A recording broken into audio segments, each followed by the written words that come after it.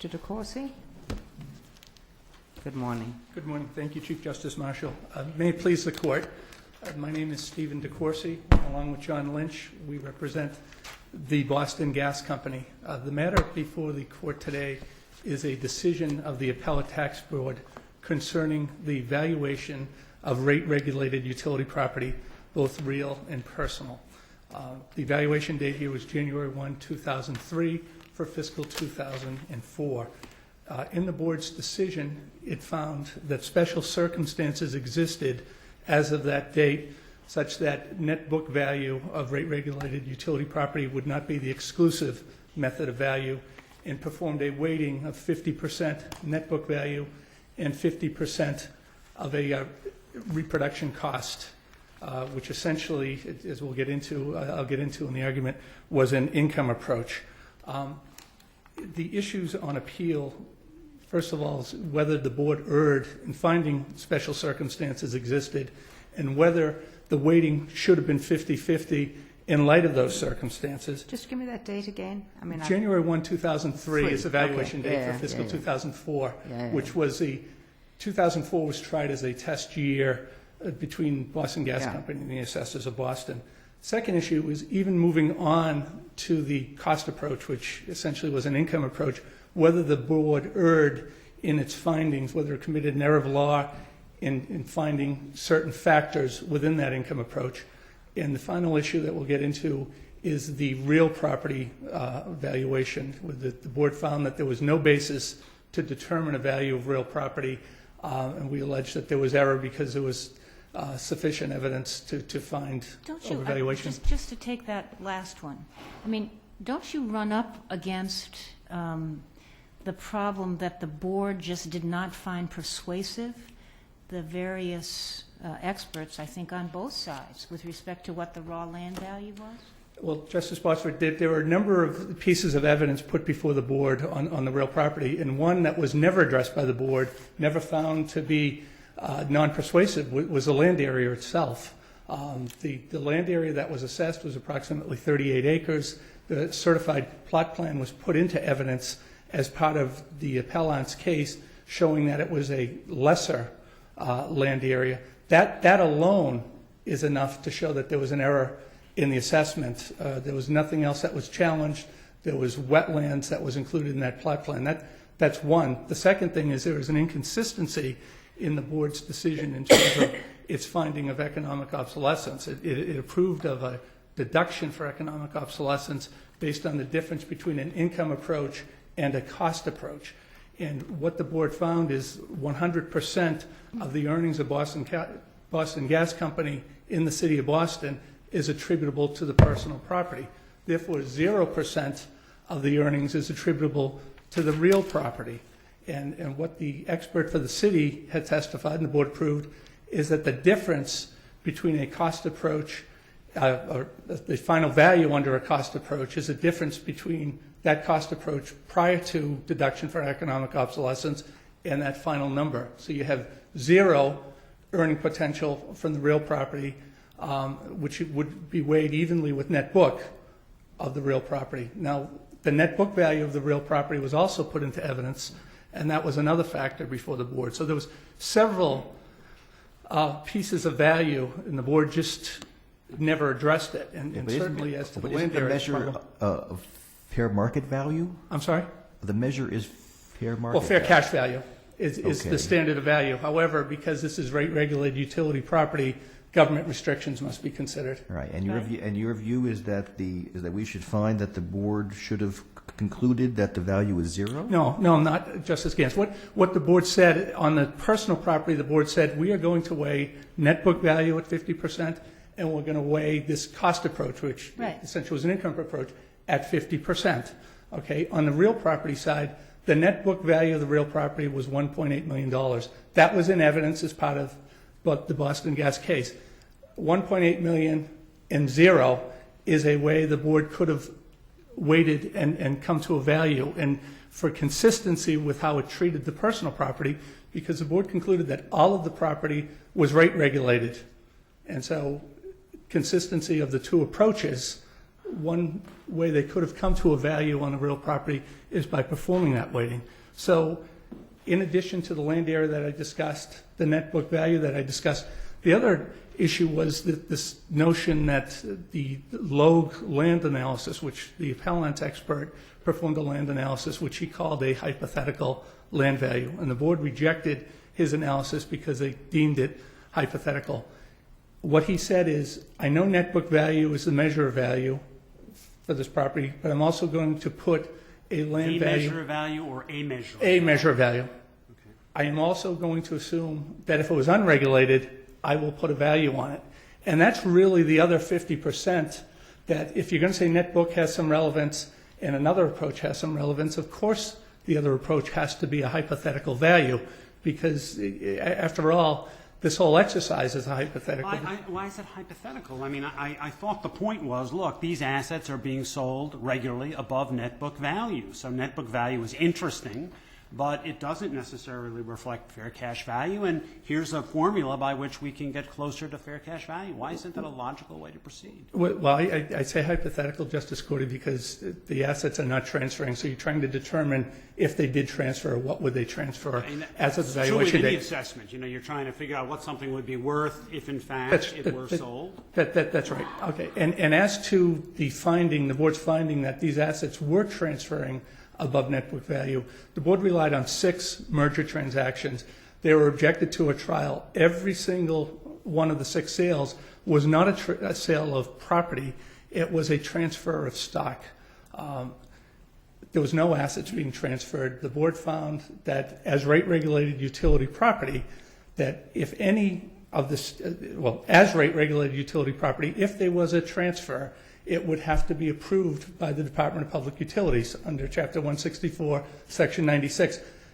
The primary sale that the board relied on was a merger of Keyspan and Eastern Enterprises. And Eastern Enterprises owned Boston Gas Company. It has a certain relevance. Well, it has a relevance if there was an actual transfer. That transfer never was approved by the Department of Public Utilities because the stock of Eastern Enterprise was acquired by Keyspan Corporation. Well, but you're looking at the sale of an.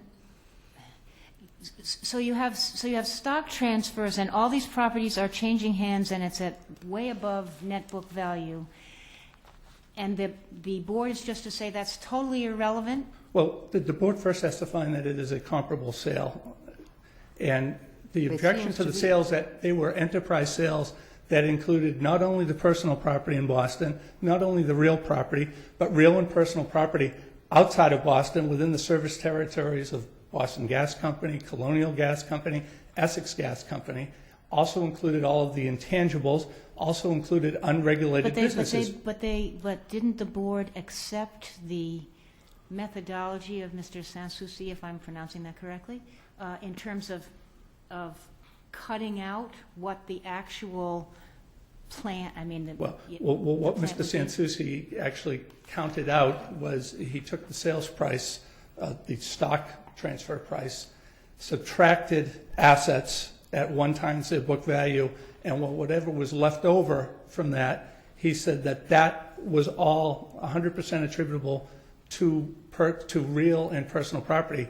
Really didn't know whether it was regulated or unregulated because it was all of the assets of the entity but given acquired. the standard of review of the board's acceptance or rejection of expert testimony, we can't, we're not the board. Well, as a matter of law, though, to have a comparable sale, if we're talking about Well, I'm going to ask Mr. Klevanoff what his precedent for that is. It seems pretty unusual. I understand Justice Botsford's point, but, to use industry mergers as a comparable for tangible property is, to put it mildly, unusual. That's right. And the question is not what was allocated to this property. And by the way, after the allocation, the assets on the books of the merged entity, the personal property was carried at its net book value. So there was. But I just want to make a point on the comparability, normally you have a comparable sale. First of all, it has to be determined with certainty before it's even admissible, one. But two, it has to be shown to be a comparable property. There have been instances before this court and before the Appellate Tax Board where you have properties, both real property transferring properties in different communities that are not allowed into evidence because they're found not to be comparable at all. Here we have a situation where there is no transfer, no approval by the Department of Public Utilities of the sale. And in fact, one of the 6 sales, the Essex Gas Company sale, the Department of Public Utilities said in its order, which is at page 2987 of the record appendix, that no sale of assets is proposed here. There will merely be a wholesale change in Essex stock ownership.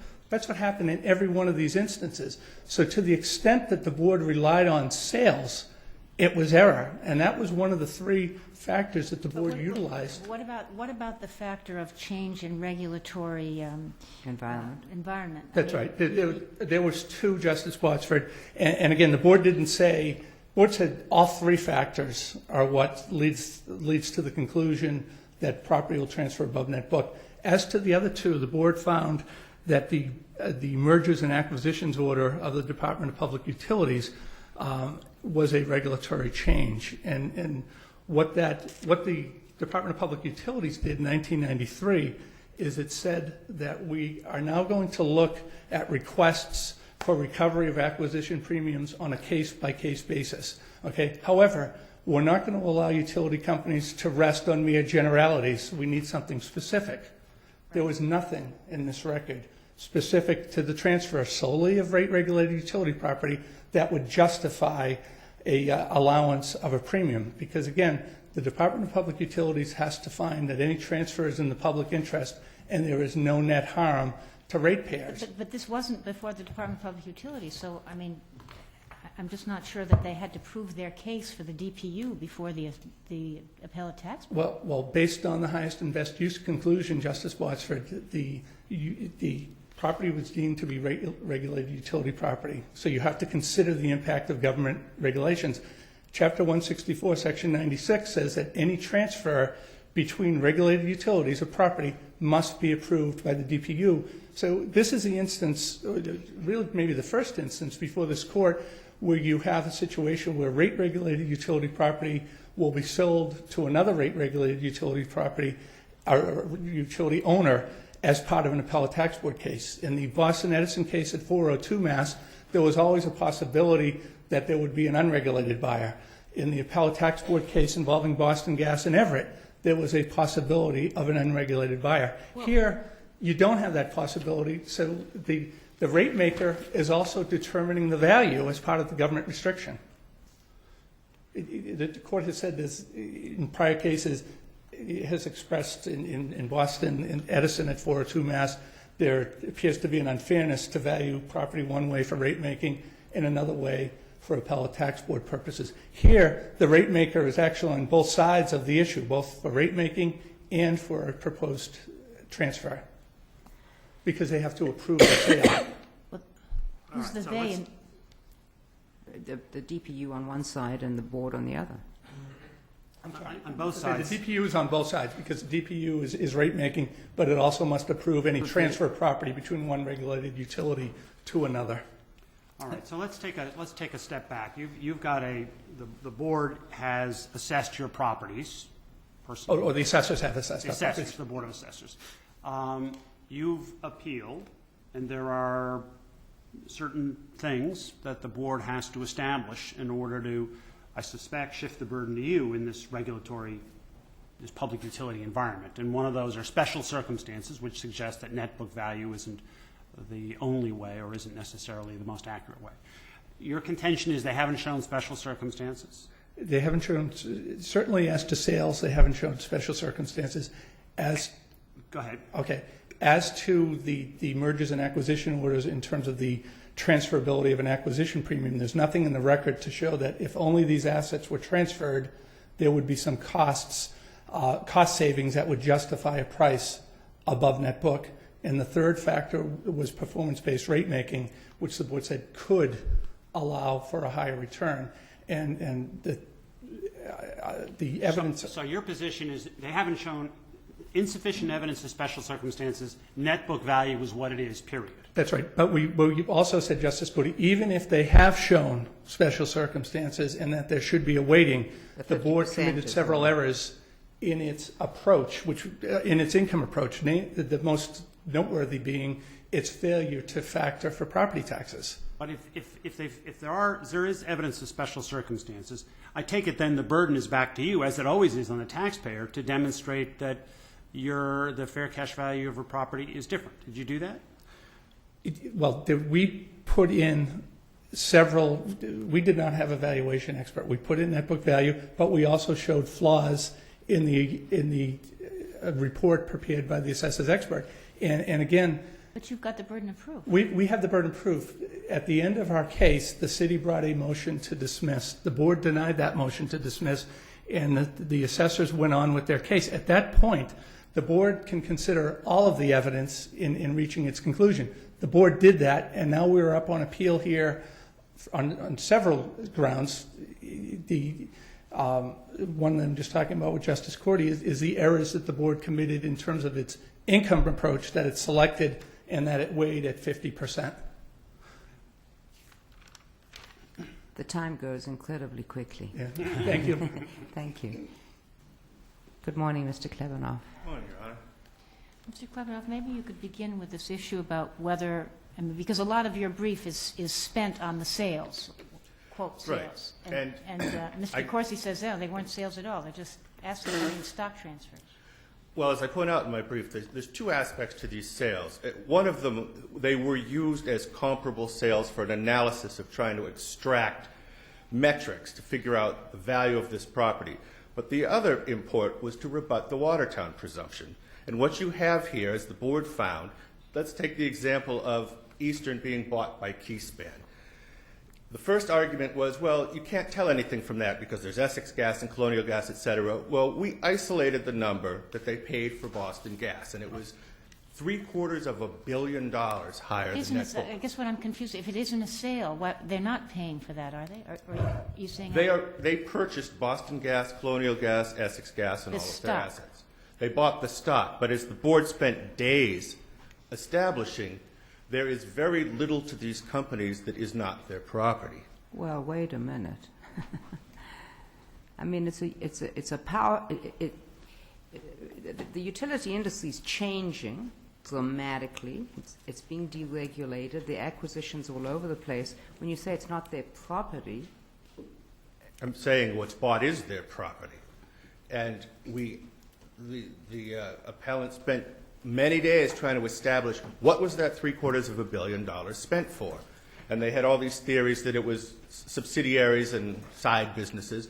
But we established through the DPU filings that 99.9% of Boston Gas's revenues in the relevant year was generated by the pipes and the physical taxable property. if I take the value of stock in any company, that's the property value? No, not any company. Utilities are considerably different, and this court has said that in the Stowe case. No, I understand. Utility company. Take utility company. So I figure out what the stock is worth, and that's the property value? No. As the board found, Mr. Sansucci extracted the other assets, the cash, the gas inventories, et cetera, until he was able to boil it down to solely the utility property. So the ultimate argument was, well, it's goodwill and going concern. And if you look at Dr. Tierney's... I tell you, that's worth something. It's worth something for the Boston Red Sox. It's worth something for Microsoft. But think about it. This is a regulated utility with a captive customer base. There is no goodwill. There's no going concern. When Boston Gas becomes Keyspan, becomes National Grid, nothing happens.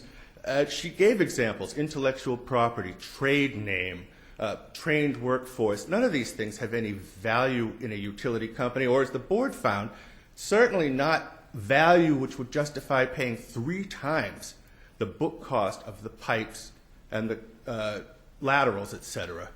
And the question Keyspan could never answer is, what do you get if you buy the company that you don't get if you buy the property?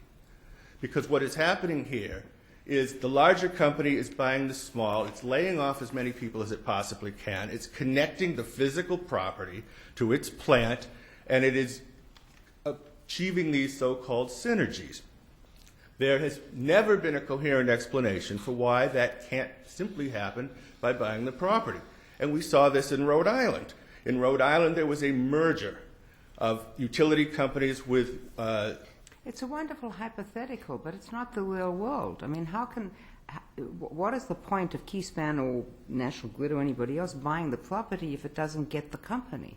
what is left of the company after you take the property, Your Honor? And that's what the board spent many, many days looking at. They don't need the company. They lay most of the people off. They lay all of the management off. Other than the gas inventory and a couple of trucks and assets like that, all they want is the property. But it's a working business. It is a working business that all of its functions are replaced. Keyspan took over the bookkeeping. But that's what happens in any unregulated, regulated. Doesn't make any difference. That's, It does make a difference, and the difference is that with a regulated utility, you don't have goodwill, for example. You don't have the Microsoft or the McDonald's trade name, which has value above and beyond a hamburger and a fry-a-later. Let me just give you a hypothetical.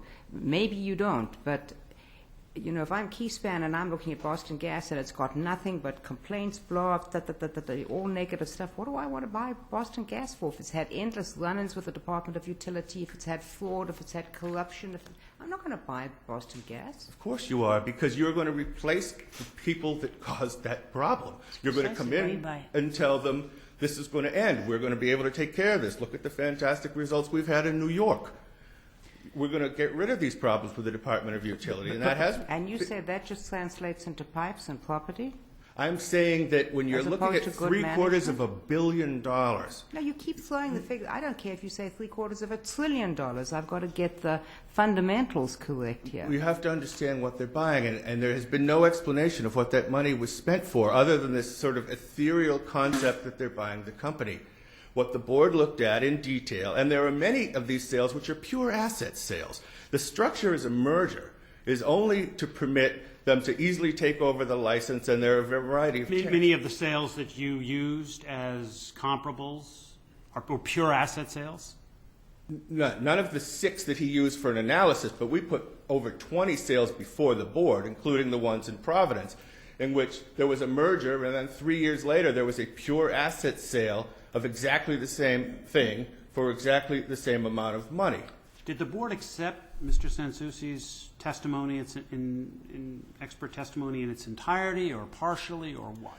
They were very impressed, frankly, by his methodology. They found several errors which came out on cross-examination, and they adjusted the figures that he used and recalculated his ultimate conclusion.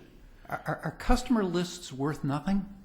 In a regulated utility, they're worth nothing. You're hardwired to these people's homes. If they want gas, they need you. Similarly, They decide not to have gas. Well, they can, but it's hardly that they are deciding that Boston Gas was such a swell company, but now that it's Keyspan, they think they're going to switch to oil. What's the basis of making that decision, of making that statement? The statement is that if a home is established with a gas furnace, it is not likely that because Boston Gas is replaced by Keyspan, they are going to convert over to oil and drop the service. It's not like phones. Right. It is not an industry in which its reputation has any real particular import. Well, there's no competition. Exactly, and that's the point you made in the Stowe case. This court said in Stowe that going concern and customer relationships are not elements which attach and add value to a public utility. But you're saying gas is a particularly unique public utility. No. It's not like telephones. It's not necessarily like electricity. Well, maybe like electricity. It would be like the distribution function of electricity. You have some say over who your generator is under this new system. Yeah. But if you have N-Star, you have N-Star, and there's absolutely nothing you can do about it. Mr. Kavanaugh, what have other cities been doing outside Massachusetts? I'm sorry? What have other cities been doing outside Massachusetts? With respect to what? This issue. I mean, we've had utility deregulation across the country. We've had mergers and acquisitions across the country. We've got cities taxing property. What have they done? Well, many states don't adopt this net book theory anyway, and they've always used varieties. Ones that do. Well, I know in New York they have already accepted the idea that these sales have got to be considered. But this is a relatively new phenomenon, and I'm not familiar with any other jurisdictions that have faced this particular problem yet. Why is it so new? Because utility deregulation. Because the sales, Regulation came up quite a while ago. well, that's right, but by the time this is, I mean, this sale of Boston Gas to Keyspan happened in 2000. This assessment was 1103. So it was relatively quickly after the sale occurred. Has the New York methodology been upheld by the New York Court of Appeals? That was the New York Court of Appeals. And it wasn't a methodology so much as just an instruction that you have to consider these sales. And what's the case? I don't have that, Your Honor. It wasn't part of my argument. I can send it to you if you'd like to know. Be helpful. Okay. Now, even leaving these sales aside, we have had 20 years since the Boston case in which the change in regulatory environment of the Department of Public Utilities has been affirmed as sufficient to justify deviation from net book. And in fact, again, returning to the Stowe case, where the DPU itself looked at its change in regulation and said, we considered that this would justify a 50-50 weighing of net book and depreciated reproduction costs. The sole change at that point had been simply the fact that they had gone from an ironclad rule to a case-by-case evaluation. And this court affirmed that and held... This is confusing to me, I'm sorry. A change in the regulatory environment regarding what? Regarding this carryover rate base, that at the time of Watertown, it was told to the court, although perhaps not entirely so, that there was an ironclad rule that if a buyer buys property of a utility, it must take the net book on the books of the seller, transfer it to the books of the buyer, and it can never obtain a return of any greater than a return. So its rate was set off the net book value and return on the net book value. That's right. Is that right? And that was a DPU rule. That was a DPU policy. And even then... Based on FERC, wasn't it? I mean, both of them do it. Yes. It has been around since the 20s because these holding companies used to just switch these things and jack their rate base up. Right. And it was a prophylactic measure sort of used to prevent that. But what began to happen, as you saw in the Boston case, was a lot of these policies began changing. In the Pilgrim 2 case, for example, they had a rule that until you put something into service, you couldn't charge anything for it. Boston Edison was faced with continuing with a white elephant, spending billions of dollars so they could recover what they'd spent, or abandoning it. And the court changed its policy, and you saw in the Boston case in 1990, I believe it was, or 88. The court changed its policy, or the DPU? The DPU changed its policy, and the court affirmed that that was indicative of the fact that this policy could change. Now, what happened in Stowe was this court looked at the fact that that policy did change. And it changed in two significant ways. First of all, there's no longer an ironclad rule that in every instance you have to do this. There's a case-by-case consideration of whether you can point to public benefits of the transaction. The second thing, and the record is full of this, is that just about everyone has, in fact, recovered these premiums above net book. They are being permitted to do it because the argument made to the DPU, exactly as Keyspan did, is that we can buy Boston Gas, we can reduce expenses substantially by getting rid of duplicative staff, et cetera. We can save the ratepayers hundreds of millions of dollars, but we're not going to do it if you don't let us get the full purchase price back. they don't get it as part of their rate base. They get it in other ways. Isn't that what you say? They get the recovery of the purchase price as an expense. They don't get to put it in rate base. That's what I mean. Right. But if you look at what they did here, they in fact put a debt on the books of Boston Gas and effectively paid it back another way. And that case, I think, really impressed the board, and it's worth the court's attention because you can answer Chief Justice Marshall's question. You can see that the board rejected all of the elements that were proffered as adding value to this company. You could see where all the money came from, and it was only the physical property. There were no barges. There were no gas delivery services. Is this Stowe you're talking about? Or I'm sorry. I'm talking about the Keyspan Boston Gas sale. Okay. That, there were no, furnace repair, for example. $500 or $600 million in revenue was generated solely by these pipes. So so DPU now says we do this case by case. Correct. Was there any evidence that in this case here, because of that in this case here, there were those extra values and premiums that might be had? Well, in this case here, though the DPU didn't pass on it. No, I'm saying, was there evidence here that this would fit into one of those cases where a premium would be Accepted. Yeah, the evidence would be that this merger was similar to the ones that the DPU has passed on, N-Star and the others, in which effectively the buyer comes to the DPU and says, as I said, that we are going to be able to save quite a bit of money by combining our systems, economies of scale, and they do a very detailed analysis of how much money they're going to save. But we are not going to go through with this unless you permit us to recover the full price we pay. And invariably, the DPU has allowed them to recover the full price. Could I ask you about the taxes? Mr. DeCourcy says that there's an error because there was no tax. This was not a capitalization of income analysis. This was what's called a gross EBITDA multiplier analysis, which is somewhat similar, but effectively the taxes are deducted as an expense in that instance. Now, granted, that is not what you do with a capitalization of income. But as the board found, and I guess the point I meant to emphasize was that when you overcome Watertown, and you clearly do, because the same policies which you claimed overcome it, or which you found overcame it in Stowe in 1997 are still in place, and they're in fact more generous, then there's no evidence that was put in whatsoever as to the value of this property by Keyspan. And you don't even need to get to the valuation that the board performed. Why not? I mean, one of the problems here is, let's assume that we agree with you on the first point, namely that you can use the comparables. What I find odd about the board's reasoning is that it goes through all the stuff you talked about. Then it gets to Sansusi, Mr. Sansusi. It says not without error. Those errors didn't undermine the assessor's central assertion that the purchasers had paid substantially more than net book value for the rate-regulated property. And then they just seem to pick a number out of not quite clear where. I mean... Oh, you mean their ultimate valuation number? Yeah. No, not at all, Your Honor. What they did is they found a very specific mistake that he made in calculating how much more it costs to maintain the property in Boston because it is older. They changed the result of that factor and put it back into his formula for calculating economic and functional depreciation, and it essentially used his number with their greater functional depreciation for calculation.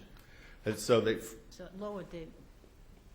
They lowered his value. Yeah, Yes, lowered the they values. did. Yeah. But they found his analysis pretty compelling, and it's not particularly unique. I mean, the idea of taking capitalization of income numbers and pulling out the other assets of companies was done in General Dynamics.